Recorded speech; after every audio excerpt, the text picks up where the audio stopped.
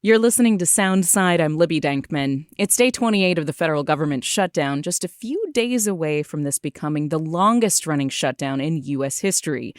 And air traffic controllers are working without pay, and today they are feeling it.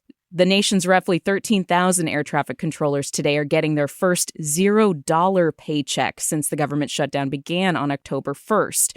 Yeah, that's apparently how it works, $0 on the pay stub.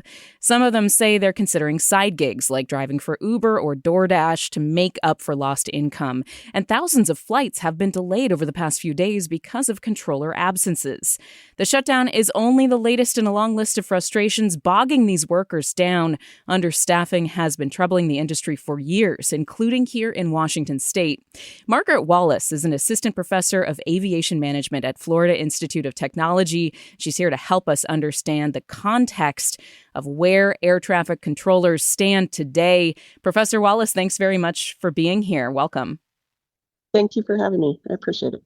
So you are also a former air traffic controller, right? I mean, do you have any reflections just first before we get into the details of what's going on here on what your former colleagues are dealing with today on the first day where the paychecks will not have any money in them? Yes, I've talked to a couple of friends that are still working in the FAA, and they're still required to go to work, knowing they're not going to get a paycheck. But they also have a fear that if they don't go to work, that they're not going to have a job when this is resolved. So there's a lot of anxious people. Yeah. You served in the Air Force. That's where you were an air traffic controller for more than a decade. I know this is a really basic question, but beyond what I guess most people know about, which is just to prevent collisions, what is the job of being an air traffic controller? What's your primary role and what is it like? Well, obviously, our first job is safety of aviation and flight, to prevent collisions and support national security. But it's very intense because there's a lot of movement out there. There's different personalities, there's different skill levels. So you have to incorporate all that into the stress level that's included, and to include not getting paid and how's bills going to get paid, how are you going to feed the kids, how are you going to pay for school, those type of things. It's a very big added stress to the issue. How technical is this job? How much training do you have to have before you can become a fully fledged air traffic controller? Well, FAA employees, they go through the FAA Academy, the Mike Maroney Academy in Oklahoma City first.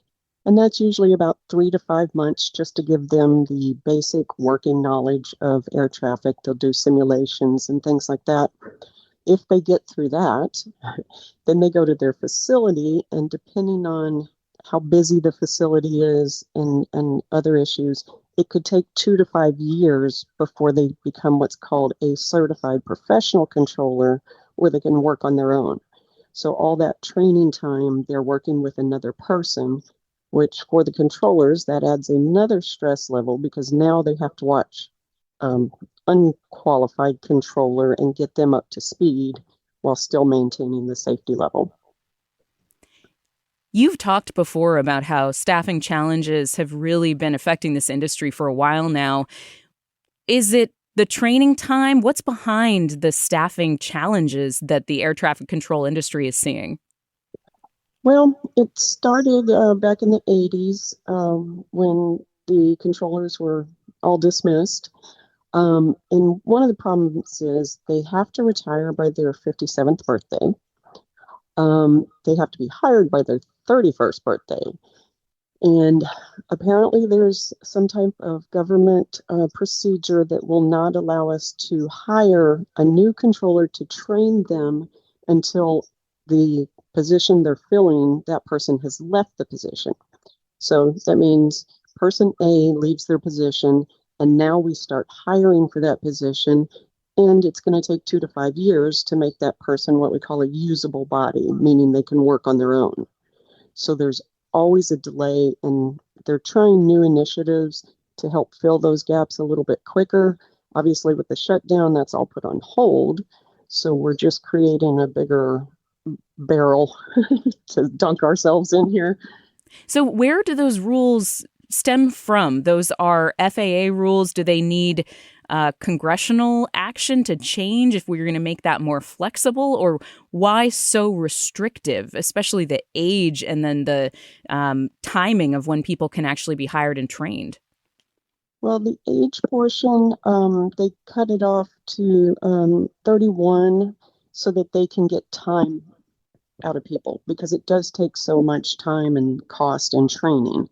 The 57 years old of as far as retirement, there was some research done, and that's kind of when they said that's where somebody starts to lose their facilities and don't want to keep them in as an aging person. And you were referencing earlier the incident in 1981 when President Ronald Reagan fired more than 11,000 air traffic controllers who had gone on strike to protest their pay and working hours. What do you think the long-term impact on the industry has been of that? It's become sort of a legendary moment in U.S. labor relations history, but also, of course, in the history of air traffic controllers and the FAA. What do you think the long-term ripple effects of that has been on the industry today? Is it still felt? Oh, definitely. That's why we keep having these controller shortages, because we hire a bunch of new people around the same age and then they all retire at the same age. So we have been going through these like 10-year cycles ever so often, where we Oh, have a because controller there was shortage. a massive layoff. And so then Yeah. everyone hired was around the same age. And that created this long-term Yep. sort of like same age wave Hmm. of staffing. That is really interesting. Okay. Yeah. It's just a rolling issue. But like I said, with the new initiatives, we may have at least a little bit of um, relief to that because now we can get people in a little bit quicker and directly into facilities. So, because there's a lot of washout rate, people that just don't make it. And we would not have that problem on the collegiate end because as far as the FAA having to deal with that because they would be washed out before they ever knew they existed. So they wouldn't have that cost of trying to train somebody and then having to replace that trainee with someone else. Yeah. What causes somebody to be a successful air traffic controller and what causes a washout? Oh, the magic question. You know, a lot of people have asked that question. Some answer it based off experience. Um, I know controllers that say, oh, I can just look at somebody and know if they'll make it or not. Well, that's not true. But you have to have a desire. It's based on cognitive skills, the way someone may handle stress levels. I always, to kind of put it on layman's terms, remember the old arcade games where you played Galaga and you're on your last man, everybody's shooting at you? That's Yeah. the stress level that you have all day. So if you can kind of deal with that and move on, and they still work as a team. It's not just one person. They work as a team in a facility, but you are constantly working. Your mind is constantly shifting. And another important fact is they don't. If they're scheduled for a 10-hour shift, they don't work 10 hours straight. They may work for an hour and a half, so get a break, get some decompression time, and then jump back in. But you have to be able to be that focused and that Mm-hmm. under duress for extended periods of time with literally no mistakes, Yep, repeatedly over the course of that shift and over the course of your career. So it's a tall order. it is. And, unfortunately, they've added to the order of not being paid because that in itself is stressful for anybody. What do you think is the solution here to the air traffic controller shortages? Um, Me personally, I think if we're going to call them essential personnel and they are important to the safety, we should have procedures that allow us to continue to do our job efficiently. And fortunately, this episode is not revealing that that's the case. Staffing obviously became a central issue to the assessment of what happened in that tragic collision between a passenger plane and a military helicopter in Washington, D.C., going into Reagan National Airport. At the time, there was one air traffic controller performing the job of two people. And when you think about the staffing challenges that are happening right now during the shutdown, I think a lot of people are asking whether it's safe to fly. What do you tell friends or colleagues or family who ask you that? Expect delays or cancellations. The goal is not to continue to work the same amount of traffic with fewer people.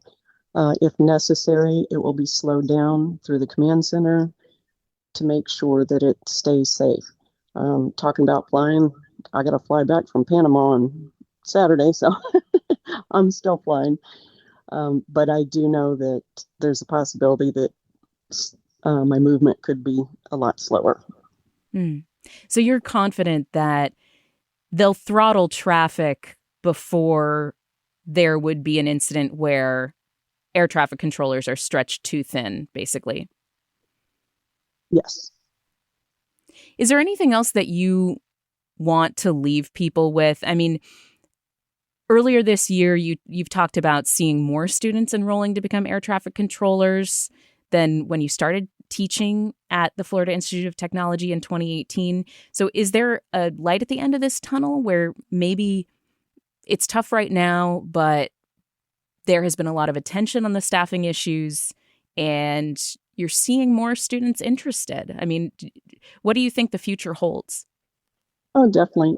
Since it's such an open market and there's such a big need, those that have interest certainly have opportunity.